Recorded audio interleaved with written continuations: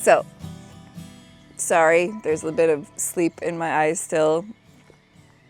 For the first time in as long as I can remember, I slept through everything this morning. The kids both got up, Joel got up, everybody got up, and I was totally dead to the world. So they actually had to like wake me up at like 7:15, which never happens. It was another slightly off routine last couple of weeks because the kids, well, at least one of the kids is still home and the team is still on vacation and things like that. But it's been a good one nonetheless.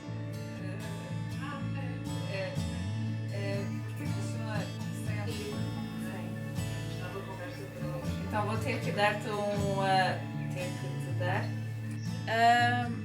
orientar-se na vida. E quando eles chegaram... We didn't finish the pawn sausages. We finished a pawn sausage, or a couple pawn sausages that you'll be able to kind of see what the project will be looking like in the future. So we'll show you that.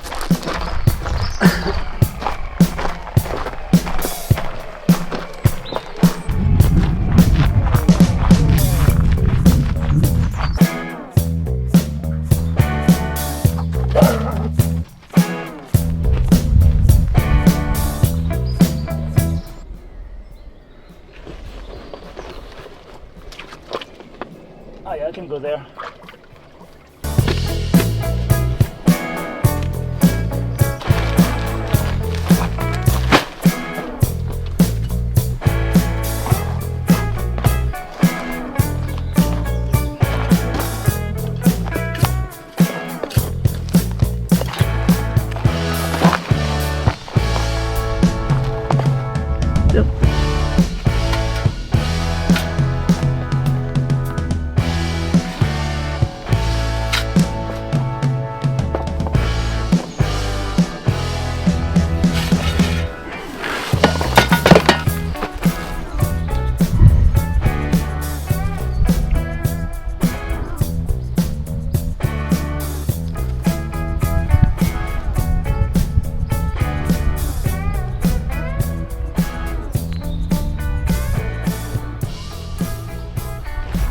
Roll that sausage, mate.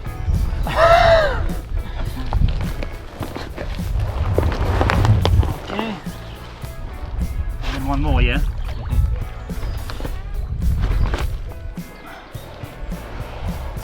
Look at that. Farewell, Eric. Alright. Eric does sausage.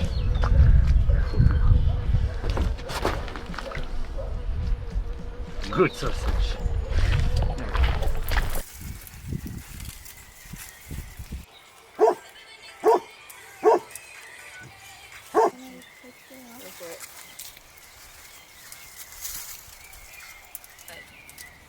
Some of the stuff, some of the corn had a fungus, some of the tomatoes. The ones that I've had, I haven't been like super excited about.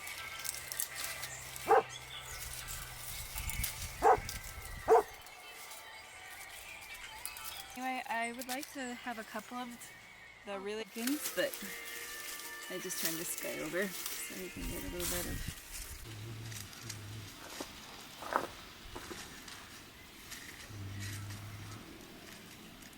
In addition to just the normal, like, you know, vegetable harvesting that we've been doing for, you know, many months, we have some like special harvests. So we harvest cranberries, we harvest some corn. Cranberries are very exciting to me because it's something that you really can't get here unless it's in the like sweetened, dried form. So like having fresh cranberries that are now in the freezer so I can use them for Thanksgiving makes me happy. The corn, we're going to be doing some experimentation on using the corn for popcorn.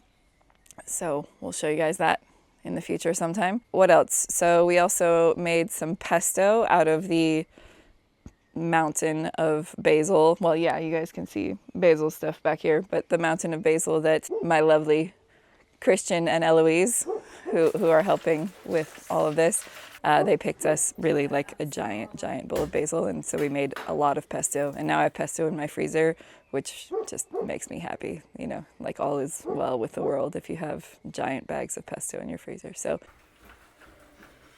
I love cheese, so.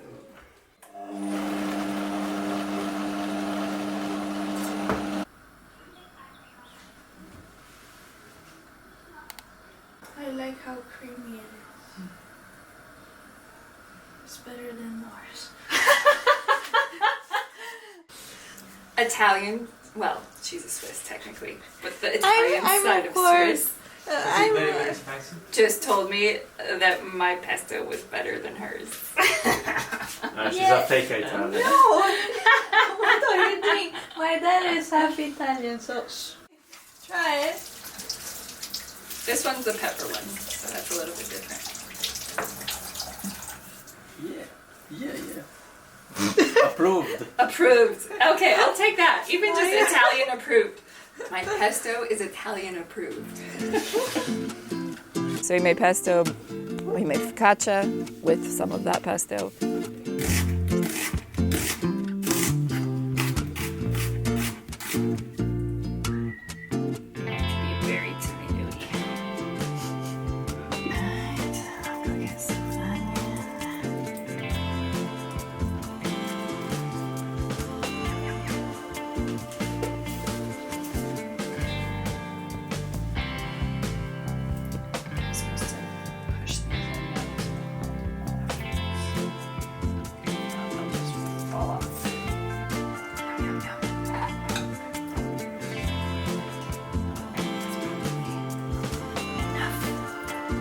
Never enough pesto, but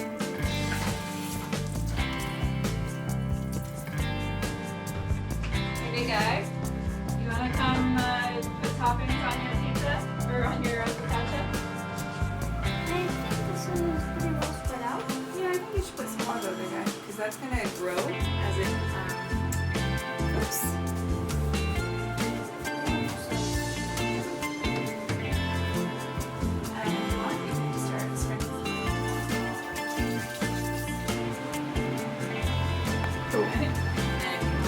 Well, we have to squish the onions in a bit. Yeah. Cool.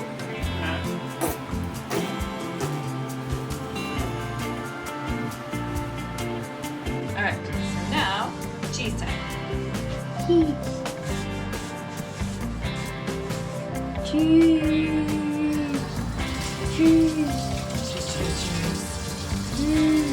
Alright, leave some for Christian Eloise, okay? We don't have a ton of cheese today. You want to grab that? I'll open this, and it's going to go on the bottom shelf. Is that Okay. good? Is it too heavy? No. Just be careful, don't touch any part of the oven, okay? Do that, and just push it in. Alright. I made focaccia. Alright. Now we gotta look right here. Okay, good plan.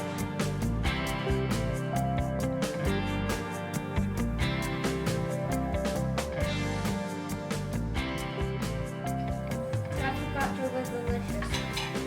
Your mom is the best. Except for the burning in part. Other than that, master.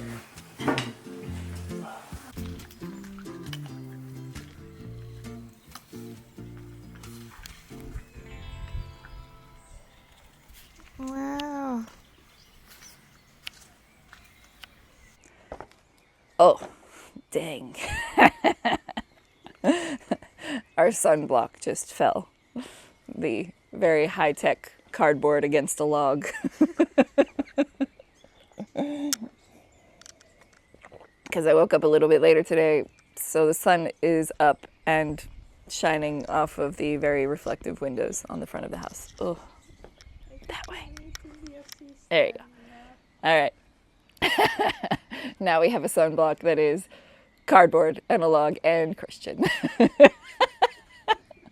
Peeking over the top. An update on mealworms. So the things that we've learned about that in the last couple of weeks. All right. So I'm here today to give you guys a little bit of an update on our mealworm experiment. What things have gone well, what things have maybe gone not so well. Basically, I didn't really think about a couple of things when we were first doing this. So we had showed you this lovely screen that we had made with the open container. Generally, that is meant for beetles, not for worms.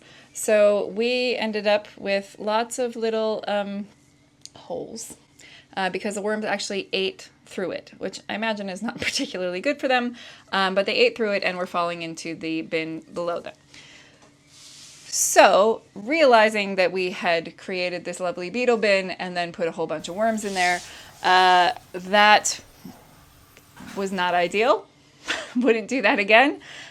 So we're going to make a new screen, let the beetle bin be ready and prepared to have beetles in it, not worms. And yeah, so that was one main thing. The other thing is we have now, let's see if I can show you this stuff. We have now actually moved that group of mealworms that was in one single bin now into 3 different bins because I think they were just too jam-packed in there, and so it was quite heavy, so I think the ones on the bottom might not have been particularly happy, and it also just didn't seem like they were doing all that well. Now, after we did that, so we now, all 3 of these, so even this top one here is a fully, you can't see it really, but it's not a screened bin. So we have 3 non-screened bins, just normal bins with mealworms in there here, and we're going to allow them to mature and hopefully get some beetles, and then we will actually be putting the other one of these together, having a beetle bin on the top with the mesh, and hopefully the beetles won't eat through the mesh. So yeah, that's all. So right now we have 3 bins full of seemingly happy mealworms, and now we'll just be waiting. I think it's probably going to be a couple of months from what I've read about their life cycle. I don't know how old the mealworms were when we got them, but they definitely weren't really teeny tiny. I've read that like when they're, very new, they're, I don't know, maybe at most like a centimeter long, and these guys were already probably like 3 centimeters. So it may be the next couple of weeks, it may be a couple of months. We'll see. So I'll keep you guys up to date when we have more to share. But for right now, happy mealworms and happy mealworm bins. Okay, so the juicy bit for this week is, I think it's kind of the last bit of the explanation part of what to expect from our channel. Moving forward, the juicy bits will be other things. Okay, juicy bit is what you see is what you get. Basically, all that means is that if I recommend a product or a book or a site or an app or whatever, I'm not getting paid for it. It's not sponsored. We have gone through and found and done a lot of research on books, all of those things that I just said. And I found the ones that work the best for us. So I'll explain to you guys like what it is and why we've used it. But I just want you to know that it's always just because it's what we use here or what I found that works best. It's never because I'm getting paid to do it. I'm getting a new broad fork here, hopefully in the next week or something. If it's great, I'll share it with you guys. I just got a new book about restoring soil. I just started it, so I don't know whether it's something I'm going to recommend or not, but like if it's great, I'll share it with you guys. And just know, just knowing that whenever I share something, it's because I like it and think you guys might like it too. I think I have a problem with books, which sounds kind of funny. I just snorted. Anyway, I order so many books. I feel like there's so much for me to learn, and like I come across something and it's like, oh, there's a book about it. Like I need it. So, for example, I was going to be succinct today. Okay, focus. I'm going to start over. We are very close to being done with the farm tour, I think. Yes, very close to being done with the farm tour. I am working on the introduction to recipes and templates for farm or garden or market to table cooking. So I will have that. I also just filmed the stuff for the sourdough starter supplemental video. So I'm hoping in the next maybe 2 or 3 weeks we'll have a lot of extra stuff out too. Next week I am going to be gone for part of it because there is a thing called the Gathering of Tribes, which is very like just a bunch of people coming together from different areas of sustainability. That's only about an hour away from us, so lucky us. So I'm going to be there for 5 days. If this gets out before then, which I don't know if it will or not. Anyway, go there. It should be fun. Yeah, I think that's it for this week. Next week, most of our team will be coming back, so we will probably have some of the bigger projects going on. We're actually going to be doing a little bit over at my parents' quinta too, so maybe next week I can introduce you guys to my parents' quinta, which is right next door, and it's also, you know, really beautiful. So that's it. Signing off from, oh, I didn't even say in the beginning. Welcome back to Quinta Silvestre and Silicon de Soil is what I should have said before. Anyway, so signing off from here. I hope you guys had a good couple of weeks, and we'll be back in a couple of weeks. All right, bye.